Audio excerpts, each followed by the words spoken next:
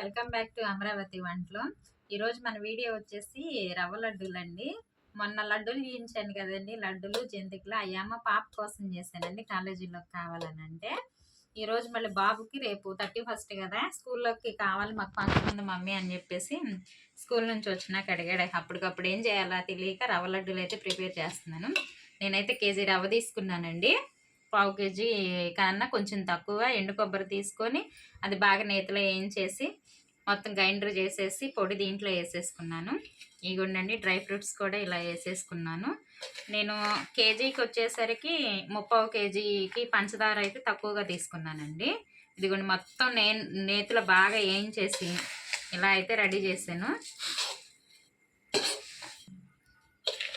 ఇదిగోనండి మొత్తం dry fruits అన్నీ కలిపేసి ఇదిగోండి ఇలా అయితే పంచదార, యాలకుల పొడి, ఎండు కొబ్బరి మొత్తం నేతిలోనైతే ఫుల్గా ఏం చేశానండి. పిల్లలకు కదా మంచిగా ఉండాలని చెప్పేసి బాగా చేశాను, నేతిలో వేయించాను. నేనైతే ఇప్పుడు కేజీ పాలు తీసుకున్నానండి. కేజీ అయితే పట్టవు, నేనైతే కాగబెట్టి ముందు చల్లార్చుకొని ఇలా ఉంచానండి.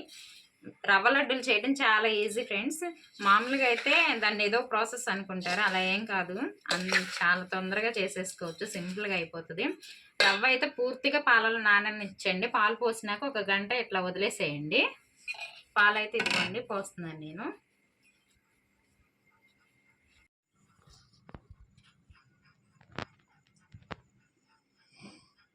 ఇదిగోనండి మీకు చూపించాను కదండి, పాలు పోసేసి ఇలా రవ్వ నానబెట్టుకోమని. ఇదిగోనండి 1/2 అవర్ పైన అవుతుంది.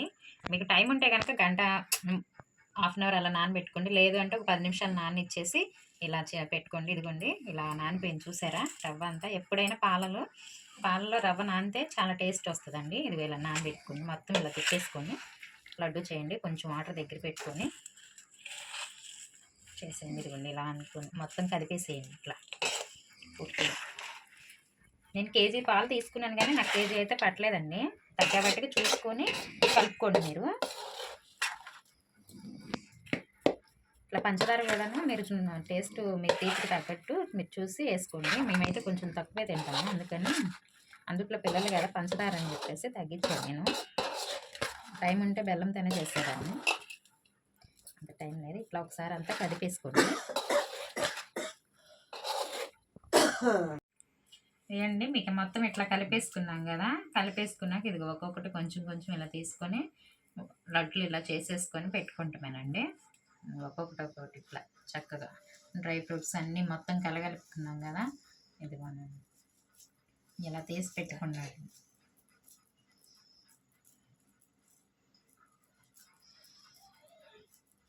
ఇట్లా వంటలు చేసేసి పెట్టుకోనండి. చాలా సింపుల్ అండి, ఊరికనే అయిపోతుంది.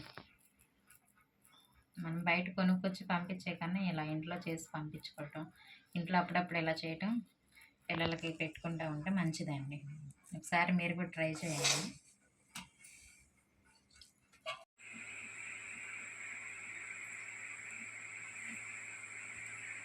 మీకు చూపించిన విధంగా లడ్డులు అయితే ఇదిగోండి ఇలా చుట్టుకున్నాను నేను రవ్వ లడ్డూలు. పూర్తిగా ఆరనిచ్చేసి చక్కగా ఒక బాక్స్లో స్టోర్ చేసేసుకోండి.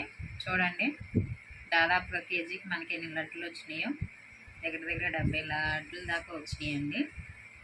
ఇదిగోండి మీకు ఒక లడ్డు చూపిస్తాను చూడండి ఎంత సాఫ్ట్గా వచ్చినాయో. పాలల్లో నానితే ఇదిగోండి అసలు ఇలా వస్తుంది. ఆరిపోతే ఇంకా చాలా బాగుంటుందండి, పీల్చుతుంది కదా గట్టిగా, బాగుంటుంది. మీరు కూడా ఒకసారి ట్రై చేయండి. మా వీడియో కనుక మీకు నచ్చినట్టయితే లైక్ చేయండి, షేర్ చేయండి, సబ్స్క్రైబ్ చేయండి ఫ్రెండ్స్. Thank you.